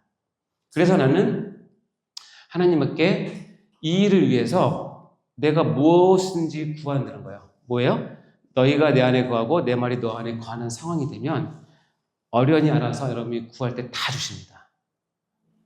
이유가 뭐냐면 이쯤 되면 내가 원하는 것이 하나님이 원하시는 것이 돼요. 내가 소망하는 것이 그리스도의 소망이 돼요. 내가 교회를 염려하는 것이 그리스도의 염려가 되는 거예요. 여러분 최소한 성도로 여러분 교회를 이룰 때 그리고 여러분이 또 어떤 직분을 받아서 안수집사, 권사, 장로의 직분을 받아서 또 이 중에는 혹시라도 사역자가 되실 분이 있다고 한다면 그럴 때 가장 중요한 게 뭐냐면 이 공동체를 향한 그것이 하나가 되어서 너희가 내 안에 거하고 내 말이 너 안에 거하는 상황이 되면 그분에게는 하나님 이런 소망을 주세요. 원하는 것을 구하게 하세요. 담임 목사님한테 소망을 주시고 구하게 하세요. 그러면 이루세요. 여러분의 기관이나 여러분의 어떤 모임 가운데 리더가 원하는 이런 상황이 되면 원하는 대로 구하면 반드시 주세요. 그것이 하나님의 마음이기 때문에 그래요. 너무 감사하죠. 자, 그러면 여러분이 이제 그래도 제일 의심하는 게 뭐냐면 그래도 잘 안 되는데요. 어떻게 저 충동설 없을까요? 얘기할 때 정확한 답을 드리겠습니다. 신명기 30장 11절과 14절 말씀 읽어볼까요? 시작. 내가 오늘 내게 명한 이 명령은 내게 어려운 것도 아니요 먼 것도 아니라 오직 그 말씀이 내게 매우 가까워서 내 입에 있으며 내 마음에 있은즉 내가 이를 행할 수 있느니라. 많은 사람들이 이렇게 얘기합니다. 그렇게 하면 너무 힘들어요. 어떻게 그 말을 지킬 수 있을까요? 이렇게 얘기를 합니다. 신명기에 보면 이스라엘 백성들이 그런 아마 불평을 했나 봐요. 그랬더니 모세가 얘기합니다. 내가 오늘 내게 명한 이 명령은 내게 어려운 것도 아니고 먼 것도 아니다. 정확히 얘기하면 그 말씀이 내게 매우 가까워서 내 입에 있고 내 마음에 있으니까 내가 이를 뭐 할 수 있으리라? 행할 수 있으리라. 결국 말씀을 여러분 입과 마음에 두면 이 일을 행할 수 있다는 거예요. 자, 그럼 다시 가면 여러분이 교회를 향해서 다가갔는데 예수님의 기대와 충돌했어요. 그래서 어쩔 수 없이 긴장과 갈등과 선택해야 될 상황이 있어요. 이것을 이기는 방법은 하나예요. 하나요. 왜냐하면 말씀에 깊은 은혜를 받는 것 외에는 없어요. 여기 보시면 예수님으로부터 말씀이 가서 나의 기대들을 녹이고 그것을 재편성하면 이 있던 충돌선이 사라지고 하나가 되는 경험을 하게 돼요. 따라서 아까 되겠지만 내 말이 너희 안에 거하고 네가 내 안에 거하면 다시 얘기하면 하나님의 말씀이 여러분 입과 마음에 있으면 이것을 다 누르고 다 이기고 그리스도와 하나가 되어서 여러분 참된 교회 생활을 참된 신앙 생활을 할 수 있게 된다는 뜻입니다. 따라서 말씀을 가까이 하시기 바랍니다. 자, 그러면 우리가 봤지만 예수님의 기대 크게 세 가지예요. 모일 때의 기대가 있습니다. 이것은 구원이자 축복이자 은혜죠. 모일 때의 기대 첫 번째 뭐죠? 예배를 드리기 위하여. 두 번째 예수님 닮음을 위하여. 세 번째 서로 사랑으로 하나 되기 위해서 여러분 교회로 모이셔야 돼요. 교회로 모일 때 이 세 가지만 딱 생각하시면 됩니다. 자, 교회에서 내가 흩어질 때 세 가지입니다. 시작. 하나님의 영광을 위하여, 이웃 사랑을 위하여, 복음 전파를 위하여 흩어지시면 됩니다. 그래서 모일 때 세 가지, 흩어질 때 세 가지, 이 예수님께서 우리에게 주신 기대 세 가지는 반드시 기억해 두시고 이것을 위해서 매진을 하시면 됩니다. 자, 그러면 이 교회 활동을 잘하는 방법이 있습니다. 이거는 나중에 어떤 특강 시간이 되면 참 좋은데 오늘 간단하게 말씀을 드린다면 교회 활동의 방법은 크게 세 가지가 있어요. 하나는 1대1, 하나는 소그룹, 하나는 대그룹이에요. 1대1은 한 사람을 붙잡고 하나님에 대해서 같이 나누는 거예요. 그러니까 우리 교회 시스템 같은 경우는 이제 양육을 하잖아요. 한 분이 한 사람을 붙잡고 오랜 기간 몇 주간에 걸쳐서 만나서 이야기라고 하나님을 소개하고 간증하고 하면서 1대1을 합니다. 1대1의 가장 큰 장점은 뭐냐면 친밀하고 또 깊이 사귈 수 있고 세울 수 있는 장점이 있지만 1대1은 한계가 있어요. 1대1을 가지고 교회 활동을 다 할 수는 없어요. 자매 라지 그룹, 대그룹은 뭐냐면 우리가 얘기했던 공식적인 예배를 우리 3부 예배, 2부 예배 때 수천 명이 와서 예배를 드리잖아요. 그것을 대그룹 모임이라고 해요. 이것도 필요합니다. 공식적인 것이지만. 하지만 교회에 있어서 가장 핵심적인 활동은 성경에는 소그룹이라고 얘기해요. 이게 소그룹이라고 하면 서너 명에서부터 해서 한 10명, 15명 그 사이 정도로 해서 그룹 짓는 거죠. 우리 각 교구에 보면 순모임이 있습니까? 그렇죠? 이런 순모임이 이런 소그룹의 전형적인 모양이 되겠죠. 그래서 소그룹이 살면 1대1도 살고 대그룹도 살게 됩니다. 그래서 소그룹 중심으로 교회 활동을 하는 것이 가장 효율적이고 가장 은혜가 많고 가장 많은 열매를 맺는다라고 합니다. 그 이유는 뭐냐면 소그룹을 잠깐 보도록 한다면 예수님이 공동체를 운영하는 방법이 제자와 훈련인데 그것이 바로 소그룹 중심의 교회였기 때문에 그래요. 예수님의 제자와 훈련이라는 건 무엇이냐면 예수님께서는 교회를 세우심에 있어서 많은 사람들을 가지고 교회를 세우시는 것이 아니라 제자를 통해서 교회를 세우시기를 결정하셨어요. 자, 누가복음 14장에 보면 여러분 이제 앞으로 신약성경 특히 복음서를 읽을 때 이 두 가지를 항상 생각하시면 돼요. 복음서에 보면 무리라고 하는 단어와 제자라고 하는 단어를 항상 비교를 해서 얘기를 해요. 그래서 무리와 제자의 공통점이 뭐냐면 예수님이 말씀하시면 들어요. 예수님이 기적을 행하시면 막 박수쳐요. 예수님이 나타나시면 쫓아가요.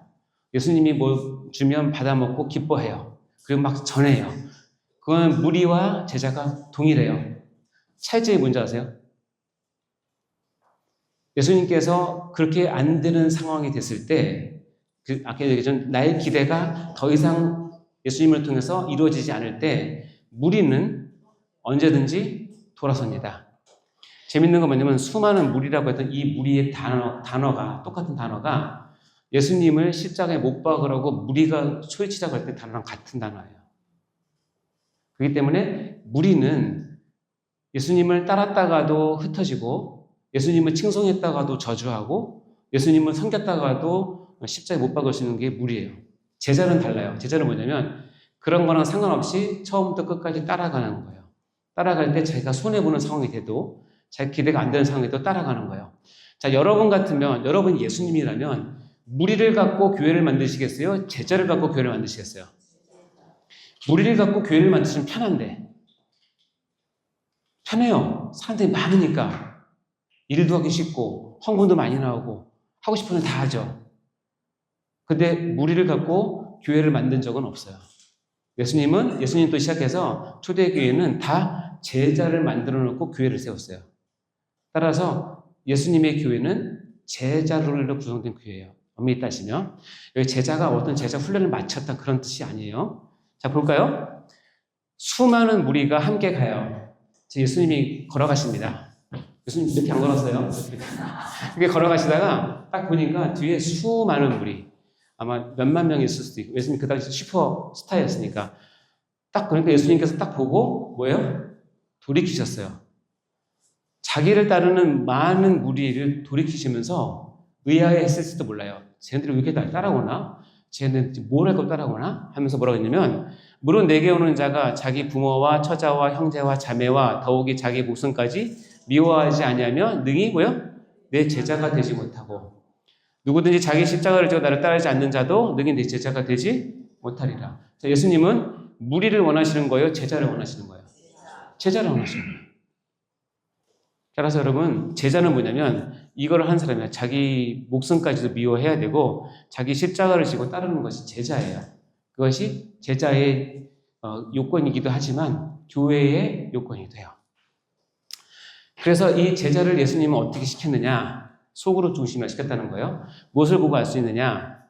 예수님은 12사도들을 집중적으로 가르쳤고 12사도를 통해서 120명의 제자들을 예수님께서 공생의 동에 남기기 전부 다예요. 예수님께서 수만 명, 수십만 명의 큰 것을 이룰 수도 있지만 그렇게 안 하시고 딱 120명의 제자를 남겼고 예수님과 직접 소통했던 것은 12사도예요. 12사도가 120명이었고 이 120명이 마가의 다락방에서 성령 세례를 받고 이제 교회가 시작된 거죠. 자, 그럼 이 12사도도 그룹으로 나눠져요. 1그룹, 2그룹, 3그룹. 1그룹은 뭐냐면 예수님이 가는 곳에 다 쫓아다닌 예수님께서 특별히 딱 집어서 자기의 모든 사역을 다 보여주신 것이 1그룹이에요. 베드로, 안드레, 야고보, 요한. 2그룹은 뭐냐면 빌립, 바돌로메, 도마, 마태인데 이 2그룹은 성경의 중간중간에 제자의 활동이 나올 때 이름이 언급이 돼요. 3그룹은 뭐냐면 잘 안 나와요, 성경에. 이름만 나오고 뭐 있는지 잘 없어요. 알페의 아들 야고보, 다데오, 시몬, 가룟 유다. 이 가룟 유다 나중에 맏대로 바뀌게 되잖아요. 자, 이 세 그룹을 하는데 성경이 참 재밌는 게 뭐냐면 1그룹을 4명 있을 때는 반드시 앞에 조장인 베드로를 먼저 써요. 그리고 이 뒤에 3명은 순서가 바뀔 수 있어요. 그리고 2그룹을 쓸 때는 반드시 조장인 빌립을 써요. 뒤에는 바뀔 수 있어요. 3그룹을 쓸 때는 반드시 이 알페의 아들 야고보를 써요. 뒤로 바뀔 수 있어요. 이게 재밌게. 근데 그러니까 예수님도 1그룹, 2그룹, 3그룹 12명조차도 그룹을 나눴고 그룹별로 티칭하는 게 양육하게 달랐다는 것을 우리가 알 수 있죠. 볼까요? 예수께서 12제자를 불러요. 12사도의 이름은 베드로라는 시몬, 그의 형제 안드레, 세베대 아들 야고보, 형제 요한 1그룹, 빌립 2그룹, 바돌로메, 도마, 세리, 마태, 다음에 알페의 아들 야고보 3그룹, 다데오, 가나나인 시몬, 다음에 가룟 유다를 할 때 꼭 부연 설명이 나옵니다. 뭐요? 예수를 판 자다. 마가복음 볼까요? 12를 세우셨는데 베드로라 하고 뒤에 3명의 이름. 여기 안드레까지 나오잖아요. 여기까지 1그룹이고 빌립 세우고 뒤에 3명. 알페의 아들 야고보 뒤에 3명. 그리고 가룟 유다는 예수를 판 자. 이렇게 기술을 해요. 누가복음 볼까요? 12를 세우셨어요. 베드로라고 하고 쭉 합니다. 요한까지. 순서가 바뀌었어요. 여러분 눈치 빠른 사람 알겠지만 순서가 바뀌었어요. 이 뒤는. 근데 조장은 안 바뀌어요. 순장, 여러분이 이해하기 쉽게. 순장은 안 바뀌어요. 빌립과 이거 쭉 나와요. 알페의 아들 야고보 나오고 쭉 나와요. 그리고 꼭 유다는 예수를 판다. 이렇게 나와요. 이게 12사도를 기술하는 성경의 방식이에요. 이걸 연구한 학자들이 예수님이 12명만 해도 그런데 12명도 세 그룹으로 쪼개서 티칭을 하셨고 제자 양육을 하셨구나 해서 알 수 있죠. 이거는 뭐냐면 이제 사도행전이니까 그들이 요한은 다락방으로 가니까 베드로, 요한, 야고보, 안드레 1그룹, 빌립, 도마, 바돌로메, 마태 2그룹, 알페의 아들 야고보, 셀로님 가면 야고보의 아들 유다가 거기 있어요. 여기 누가 하나 빠졌죠? 가룟 유다가 빠졌죠. 왜 빠졌죠? 이때 출장 갔나요? 몸에 달아 죽었기 때문에 빠진 거죠. 그리고 이 빈자리에 마띠아를 꼭 넣어요. 마띠아를 제비뽑에서 넣는데 시간이 되나? 마띠아를 뽑아가지고 이 12사도의 수에 가입하는 것이 성경 한 장을 기록을 해요. 근데 재밌는 건 뭔지 아세요? 그 뒤에 마띠아는 한 번도 안 나와요. 이 12이라는 숫자는 이제 요한계시록 나중에 보시면 알겠죠. 12라는 숫자는 하나님께서 특별히 생각하는 숫자고 이 12를 흔들리는 걸 하나님께서 싫어하세요. 그래서 마띠아를 한 장에 걸쳐서 뽑아놓고 그 뒤에는 한 번도 안 나와요. 마띠아의 역할은 뭐냐면 12사도에 가입했다가 자기의 가장 큰 저거예요. 사명이에요. 물론 마띠아도 나중에 순교를 합니다. 하여튼 이거는 빗나간 거고. 그래서 다시 보면 이게 이해가 되시죠? 예수님은 12제자, 120명 중 12제자를 따로 훈련시켰지만 12제자도 1그룹, 2그룹, 3그룹에 따라서 이렇게 훈련시킨 거. 이것이 우리가 교회를 이뤄감에 있어서 교회를 가장 활동하게, 아름답게, 효과적으로 할 수 있는 방법이라고 우리는 그렇게 믿습니다. 따라서 여러분, 소그룹은 너무너무 중요합니다. 교회의 비상, 교회의 부상의 두 날개가 있는데 하나는 이런 제자를 세우는 훈련과 그리고 이 훈련을 통한 소그룹의 활성화가 교회를 가장 예수님이 기대에 맞게 활성화시킬 수 있어요. 너무 1대1로 가도 그렇고 너무 라지 그룹만 해도 그렇습니다. 이 세 가지는 같이 있을 때 핵심이 뭐냐면 소그룹, 여러분이 지금 속해 있는 기관의 모임, 또는 여러분이 교구에 있는 순모임, 이런 것을 여러분 매진을 하셔야 됩니다. 그래서 이 교회의 소그룹의 발전 단계를 보면 이제 마지막 슬라이드인데요. 소그룹을 딱 만들면 처음에 이 사람들이 와서 뭐냐면 서로 탐색을 합니다. 여러분이 설교를 처음 왔을 때 딱 앉자마자 뭘 보죠? 탐색합니다. 여기 누구 왔나? 내가 여기 왜 왔나? 이렇게 탐색을 하고, 탐색을 할 때 제일 중요한 건 뭐냐면 그 그룹을 이끌 사람의 비전이에요. 여러분 이제 설교는 이제 하나님의 말씀을 1년 동안 배울 텐데 교리를 통해서 배울 겁니다. 라는 비전을 제시하잖아요. 그러면 그것을 이해를 해야 돼요. 그 이해가 되면 그 소그룹이 변화가 돼요. 변화가 됩니다. 그 비전에 맞게 변화가 되고, 이게 이제 변화가 완성되면 실제로 행동을 하기 시작합니다. 활동을 하기 시작하죠. 그리고 이제 이 네 개 중에서 가장 중요한 게 뭔지 아세요? 이 네 개 단계 중에서 가장 중요한 단계. 제가 좋아하는 색깔은 빨간색입니까? 보라색? 왜 이거 바꿔놨지? 재생산기가 소그룹의 목표예요. 소그룹은 뭐냐면 나와 똑같은 그룹을 하나 더 만들 때까지 활동하는 게 소그룹 발전 단계입니다. 따라서 이 네 가지 단계를 거쳐서 소그룹이 활동이 된다는 뜻입니다. 자, 오늘은 그래서 교회의 활동과 개념 그리고 문제에 대해서 다시 배웠는데요. 자, 이제 마무리하도록 하겠습니다. 자, 키포인트 읽어볼까요? 시작. 교회는 하나님에 의해 택받은 사람들의 모임이며 이는 예수 그리스도를 머리로 한 그의 몸이고 우리는 그 몸의 지체로 유기적인 연합관계에 있다. 즉 지체는 몸을 위해 존재하고 몸은 가장 약한 지체를 돌봐야 한다. 이 관계를 잘 이해하시기 바라고요. 2번 시작. 교회는 각자 자신의 기대를 가지고 활동하는 것이 아니라 교회의 주인이신 예수님의 기대에 맞춰 우리가 활동해야 되는 것이다. 3번 시작. 주님의 기대에 맞는 교회 활동의 핵심을 위해서는 제자훈련과 이를 통한 소그룹이 반드시 필요하며 이는 교회 부흥의 가장 중요한 두 날개이다. 교회의 기대와 활동에 대해서 우리가 배웠는데요. 우리 같이 여기 기대라고 하는 찬양이 있습니다. 예수님의 기대를 생각하시면서 같이 찬양 한번 마시도록 할까요?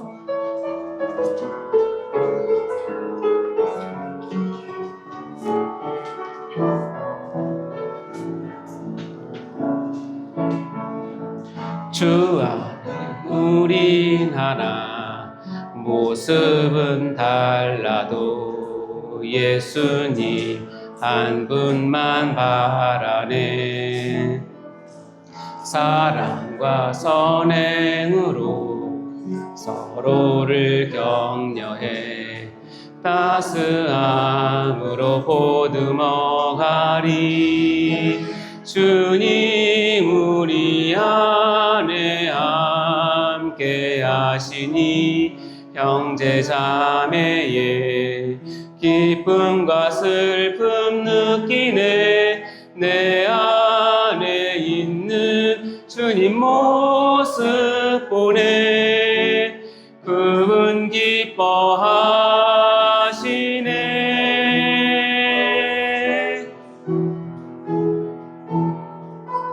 주님 우릴 통해 계획하시니 부족한 입술로 찬양하게 하시니. 주님 우릴 통해 계획하시니 너를 통해 하실 일 기대해. 주님 우리를 통해 주님 우릴 통해 계획하시니 부족한 입술로 찬양하게 하시니. 주님 우릴 통해 계획하시니 너를 통해 하실 일 기대해. 여러분, 교회를 어떻게 바라보고 이해하는가는 한 성도의 신앙에 매우 중요한 기본이 됩니다. 우리가 배웠지만 택자들의 모임이자 예수 그리스도의 몸이고 성령의 전으로 교회를 바로 알고 있어야 합니다. 그리고 그 교회의 주인이신 예수님께서 가지고 계신 원래 기대 있는데 그 기대에 맞춰서 성도들은 행동을 해야 하는 것입니다. 자, 교회를 섬기는 방법으로 주님의 방법을 본받아서 제자 훈련과 소굴이 있다는 것을 우리가 배웠습니다. 우리가 교회를 이루어감에 있어서 질서가 있고 또 주님께서 우리에게 주신 기대가 있는데 그 기대에 맞춰서 우리의 삶과 우리의 신앙을 드리기 원합니다. 우리 이 시간 하나님께 우리가 하나님의 주님의 기대에 맞는 교회 활동과 교회의 모습을 갖기 원한다고 우리를 사용해 달라고 우리를 통해서 하나님의 나라를 이루어 달라고 우리 같이 주여 외치고 기도하도록 하겠습니다. 주여 주여 주여. 하나님 아버지 진심으로 감사합니다. 우리에게 교회를 허락하시고 우리가 교회의 교회됨을 다시 한번 깨닫게 해주시고 우리가 교회를 위해서 교회 개념이 무엇인지를 다시 한번 알게 하시며 다시 한번 주님께서 이 교회를 향하신 기대가 있고 나를 향하신 기대가 있음을 깨닫게 해주시고 아버지 그 기대에 맞춰서 우리의 삶을 드리고 우리의 영혼을 드릴 수 있는 그런 저희 모두가 될 수 있도록 도와주시고 저희를 통하여서 이 하는 아버지 우리 교회가 이 공동체가 더욱더 아버지 부흥하고 성장할 수 있도록 도와주시길 간절히 바라고 소원합니다. 뿐만 아니라 주님께서 허락하신 이 사명을 감당함에 우리의 큰 기쁨이 되게 하시고 이를 통해 하나님 나라가 이루어질 수 있도록 축복하여 주옵소서. 한 영혼도 거기에 아버지 탈락되는 자가 있지 않게 하시고 우리가 기쁨으로 감사함으로 헌신함으로 참여할 수 있는 저희가 다 될 수 있도록 축복하여 주시옵소서. 오늘 이렇게 올려드립니다. 감사드립니다. 아멘.